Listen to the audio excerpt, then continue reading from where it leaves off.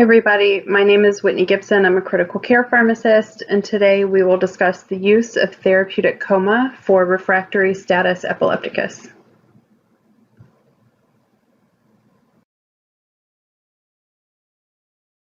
I have received a speaker's fee for the presentation, but I have no other conflicts of interest to disclose.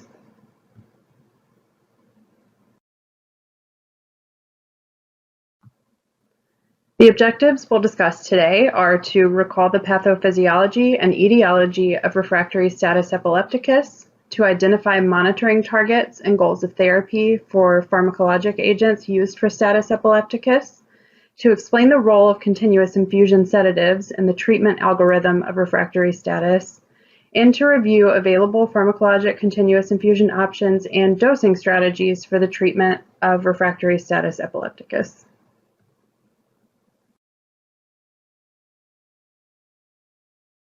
So first, we'll dive into a brief overview.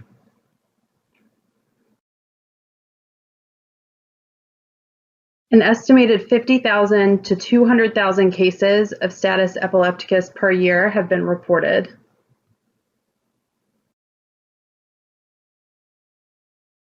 The mortality rate varies between 9 and 61% depending on the class and seizure duration.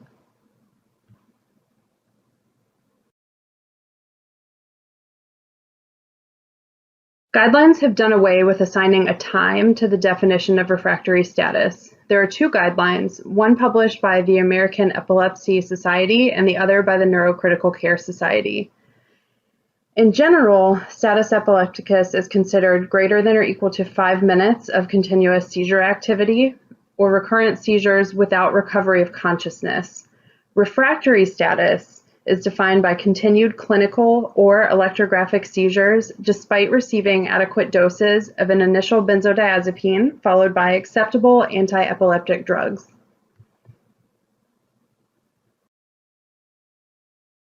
The mechanisms of seizures can be fairly complicated, but I'll break it down here in a much simpler sense.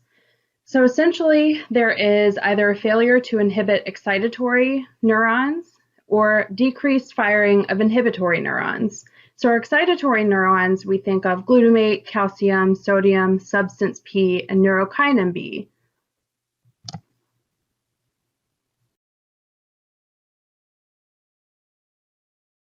Our inhibitory neurons are GABA, adenosine, potassium, neuropeptide Y, and opioid peptides.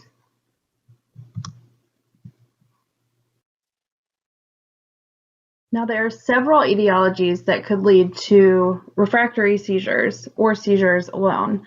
In the ICU, we typically think of CNS infections, stroke, acute head trauma with or without hematoma, but we also do consider drug toxicities, seizures after cardiac arrest, patients with autoimmune encephalitis, septic patients, and then there's also patients with more chronic processes that lead to seizure, like chronic alcohol abuse, and other CNS pathologies.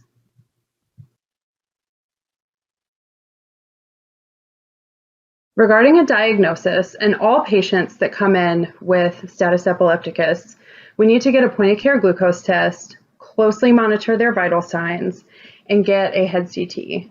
Also, we want to get the normal labs that we would get, their CBC, their BMP, calcium, magnesium.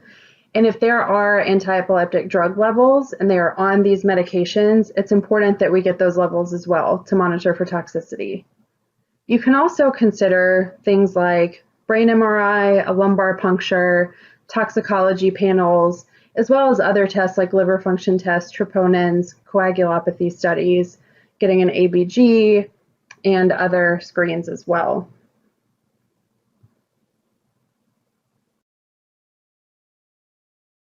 It's important to note, since there are the two different societies that have guidelines, American Epilepsy Society and Neurocritical Care Society, the verbiage of what they call the different phases of status epilepticus are called different things, but they mean the same thing as far as timing. So the American Epilepsy Society's verbiage is on top and Neurocritical Care Society's is on the bottom. So 0 to 5 minutes of status epilepticus is considered the stabilization phase. 5 to 20 minutes, you have your either initial therapy phase or emergent initial therapy, depending on which guideline you're reading. 20 to 40 minutes is the second therapy phase or urgent control therapy phase.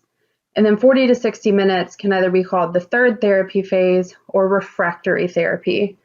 Overall, both agree that definitive control should be established within 60 minutes of onset.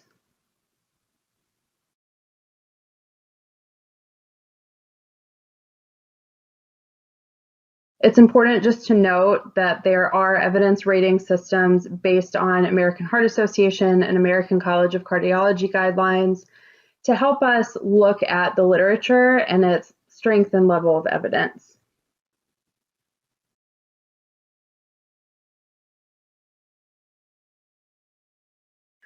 Generalized seizure activity impairs mental status and the ability to protect an airway. So the airway should always be assessed concurrently with initial AED administration and should be serially evaluated as therapy is escalated. Just like with any good critical care, we're going to look at our ABCs first: airway, breathing, circulation, and then getting the labs that we need. All of this would be in the stabilization phase while we're starting initial therapy.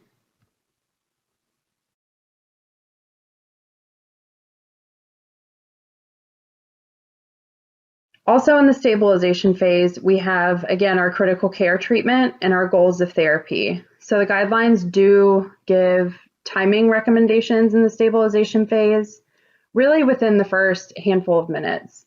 So again, airway protection, making sure that adequate gas exchange is happening and that the head is positioned well, intubating our patients if they're unable to protect their airway, close monitoring of vital signs, trying to avoid hypotension when possible, so your patients may need vasopressor support, getting a point of care glucose to make sure that we're not missing hypoglycemia, and getting peripheral IV access for anti-epileptic therapy, for fluids, and nutrient administration. Some patients may need thiamine, they may need dextrose.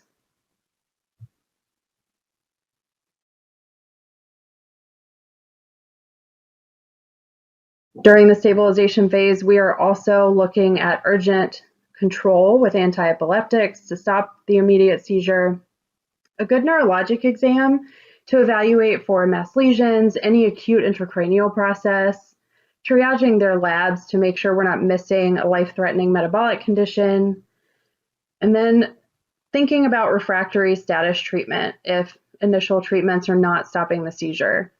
We may also want to get urinary catheter in place to evaluate their circulation, make sure that their urine output is adequate. It's also a good idea, wherever available, to place a continuous EEG on our patients, as we know not all patients will exhibit physical symptoms of seizures. And then diagnostic testing, as we discussed before.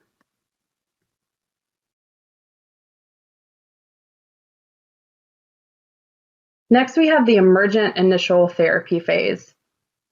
So this is where we continue our supportive care, plus we're continuing to give benzodiazepines such as lorazepam, midazolam, diazepam. We're also considering other anti-epileptics like phenytoin, phenobarbital, valproate, and levetiracetam.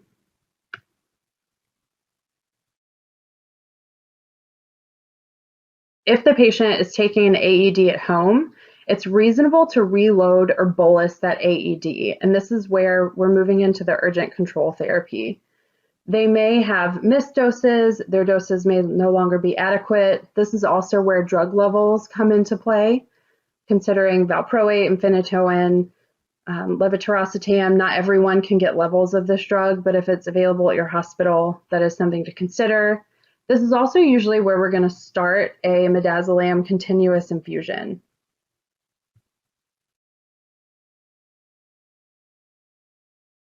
So as we move on to the refractory therapy phase, this is where we will focus the majority of our presentation time. So it's a good idea to place continuous EEG monitoring at this point if it's available in your hospital, because we still need to determine if the status epilepticus is continuing despite our previous therapies. Again, not all patients are going to exhibit the physical symptoms. This is also where we think about if we're going to repeat bolusing of the agents that we already have on board, or if we're going to dive into therapeutic comas. For the purposes of the remainder of this presentation, we'll focus on therapeutic coma with midazolam, propofol, and pentobarbital.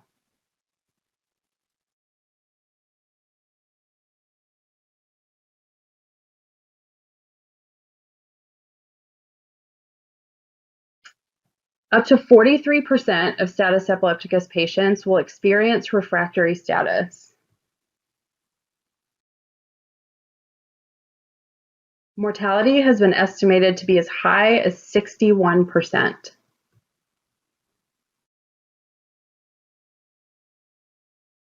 The likelihood of returning to baseline conditions after non-refractory status is 63 versus 21% with refractory status epilepticus. One study showed among survivors at discharge, 62% were disabled, 23% in a vegetative state, and 15% were independent but moderately disabled.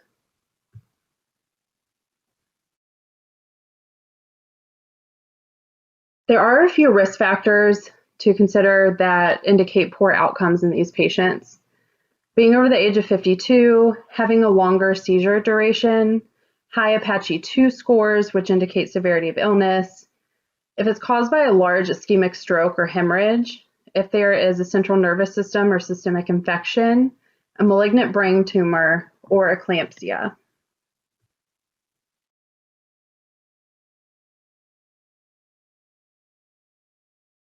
So we'll talk a little bit about continuous EEG. I just want to touch on it briefly. This measures spontaneous electrical activity in the cerebral cortex.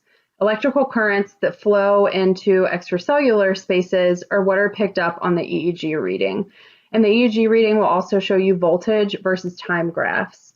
Each channel will represent a difference in electrical potential between the two electrodes.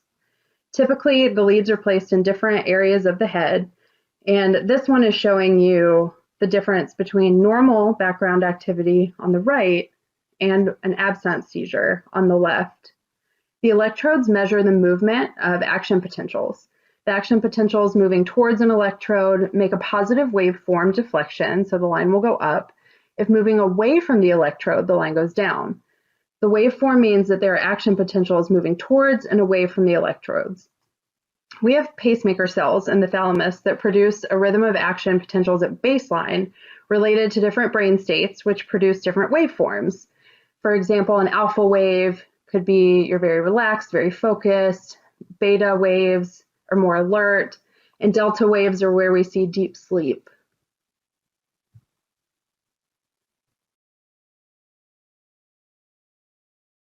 One debated thing in the literature for therapeutic coma are the goals. So are we looking for electrical suppression of seizure activity? Are we titrating to a burst suppression pattern? Are we looking for full suppression of EEG activity? These are important goals to discuss with your physician to make sure that everybody's on the same page of what we're titrating towards.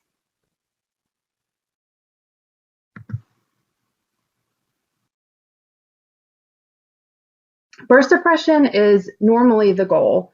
So bursts of abnormal discharges, spikes or sharp waves, represent epileptiform activity.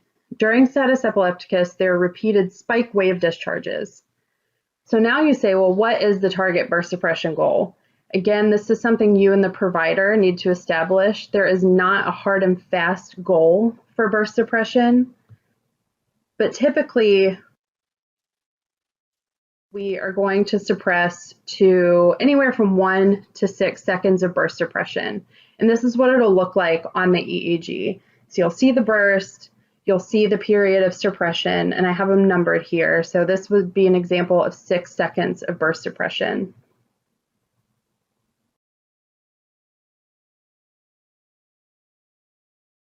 Common recommendations are anywhere from 4 to 10 seconds for 24 hours. I typically in practice see somewhere less than 6. The controversy is that there's no association between a specific target and better outcomes. There's very mixed data. Some studies have shown no benefit to suppressing to a specific number of bursts. There is an association between therapeutic coma and worse outcomes, but this may not be an association saying that putting somebody on therapeutic coma for burst suppression gives them a worse outcome. It's likely that if they reach the point of needing a therapeutic coma, they are already set up for worse outcomes. There are many complications, such as hypotension with higher infusion rates, and the burst characteristics and overall duration of suppression may be more predictive of successful titration versus your target bursts.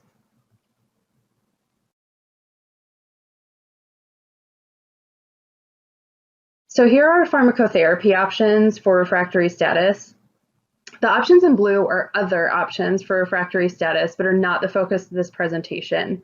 You will likely already see your patients on these, or they may be added onto therapy even after your continuous infusions have started, and that is okay. We're doing everything we can to get these patients to stop seizing.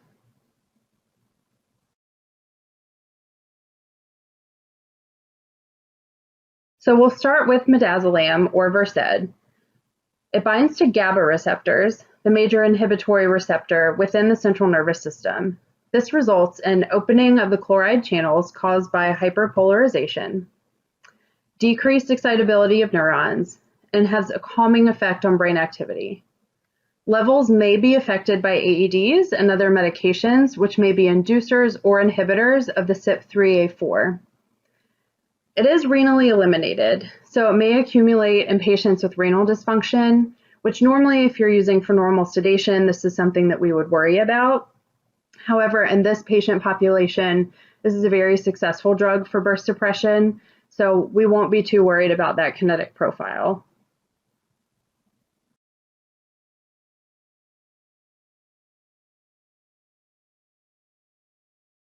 Now we'll get into the dosing of midazolam. You'll notice the biggest difference is that for refractory status and burst suppression, your dosing is going to be weight-based. Don't be afraid of the high doses. These are needed for burst suppression. So your continuous infusion dosing will be anywhere from 0.05 to 2.9 milligrams per kilo per hour. 2.9 is considered the max dose. For breakthrough dosing, they can consider giving boluses of 0.1 to 0.2 milligrams per kilo, and it's recommended to increase the rate by 0.05 to 0.1 milligrams per kilo per hour every 3 to 4 hours. We do need to watch out for respiratory depression. However, the patients are intubated, so this is negligible. But we do need to watch out for hypotension. Typically with all of these agents, you want to go ahead and have a pressor ready and on board because they will likely make patients hypotensive at these large doses.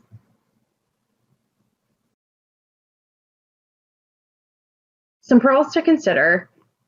Midazolam does not contain propylene glycol. This means less risk of hypotension and less risk of metabolic acidosis that has been attached to lorazepam or Ativan dosing.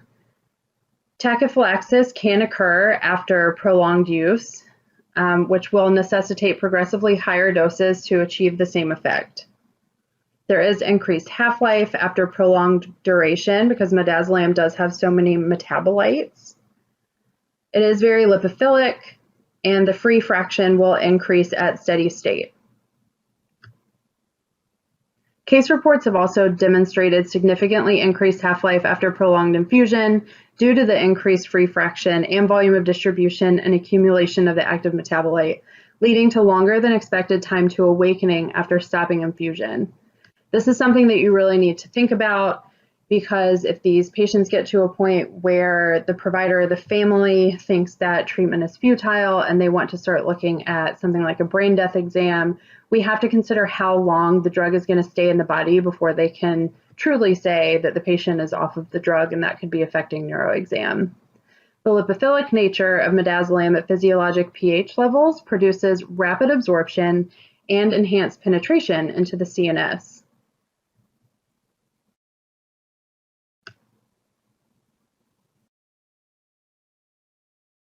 Next, we'll discuss propofol. Propofol is an agonist of GABA A receptors, sodium and calcium channel blockade action, and also has proposed antagonism of NMDA receptors. The oil and water emulsion allows for rapid CNS distribution and a near immediate onset of action. It does have quick redistribution into peripheral tissue, as well as increased clearance. Initial elimination is 40 minutes. However, this is biphasic, especially at larger doses, and depends on your volume of distribution. So elimination could take up to 1 to 3 days in prolonged use. Especially this has been found after 10-day infusions.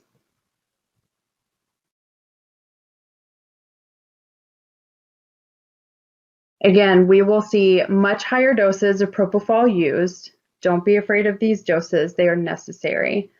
You could see 30 to 200 mics per kilo per minute. That is the standard accepting dosing range. You can also bolus in this disease state, although it will produce hypotension. However, this is an expected side effect of all of these agents. Like I said, it will produce hypotension, have a vasopressor on board. Respiratory depression is negligible because they are intubated. High doses of propofol have been linked to cardiac failure, so that's something we want to look out for, rhabdomyolysis, metabolic acidosis, and typically PRIS is something that we don't worry about with propofol. It is considered to be very rare. However, at these doses and at the length of therapy that we're expecting, we do need to be monitoring for this.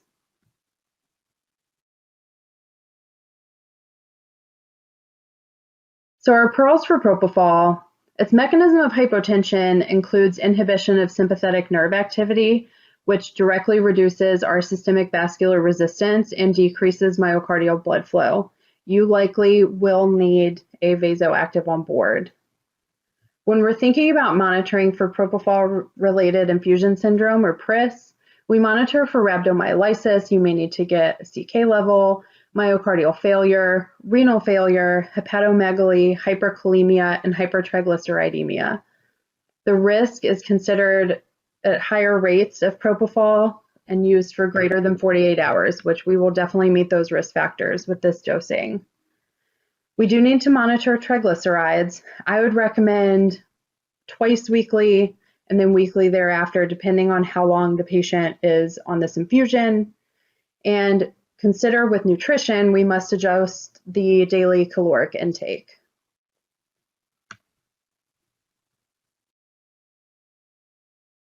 Our next agent is pentobarbital, and this is an agonist of GABA-A, just like propofol, and an NMDA antagonist. It prolongs the opening of chloride channels. It will induce complete suppression of cerebral activity. This is really considered our big gun agent. Some interactions to consider. Valproate will decrease barbiturate metabolism, so it may increase pentobarbital concentrations, but that's okay. That just means we may not need to use as much pentobarbital if they are on valproate. Also consider that pentobarbital will lower lamotrigine concentrations, so if you're able to get levels, get them and adjust accordingly. If not, you may want to consider empirically adjusting lamotrigine.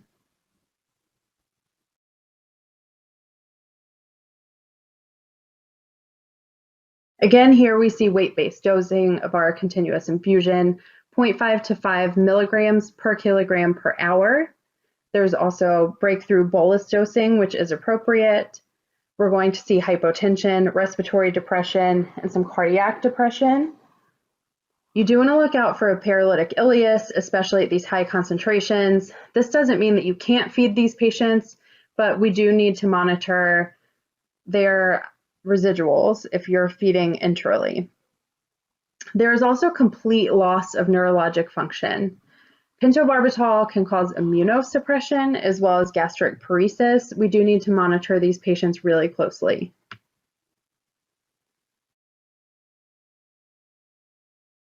Again, hypotension is very common. It will reduce intracranial pressure, which is great if we're using for something like traumatic brain injury. It has great penetration into the CNS. What we really need to focus on with pentobarbital is the half-life. So the half-life of pentobarbital is dose and patient dependent and varies from 15 to 50 hours with just an IV bolus. It has a huge distribution into the brain, liver, and kidneys. This is the one that's most complicated to discuss when the family decides they want to proceed with a brain death exam. Depending on how long your patient has been on this continuous infusion, it could be days, upwards of a week or two before this drug is no longer on board after it's stopped. So that's something we really need to consider to ethically complete the brain death exam. Additionally, it does contain propylene glycol, which likely does contribute to the hypotension. It is highly lipophilic and is associated with elevated rates of ventilator-associated pneumonia.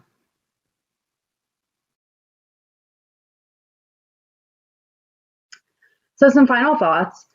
Make sure the current AEDs on board are maximized and that those with levels are therapeutic if you're able to get those levels. You may see orders for higher doses of these agents than you're used to seeing, but this is by design. Identifying and treating the underlying cause is always important. If the infection is driving the refractory status, we need to treat the infection. Patients will likely need a vasopressor on board. I know I've said this about 100 times so far, but don't avoid these agents because of the hypotension that ensues. Communicate with your neurology team or your primary care that's driving the use of these agents to obtain their goals of care. Always monitor for interactions and side effects of each agent.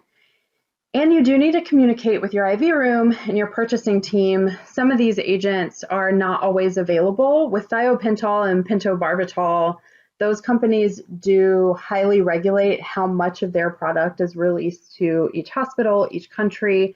So we need to make sure before starting these agents that we have enough for prolonged use because we expect that so that there are no interruptions in therapy. That is a very brief overview of the use of therapeutic coma for refractory status epilepticus. Thank you so much for your attention.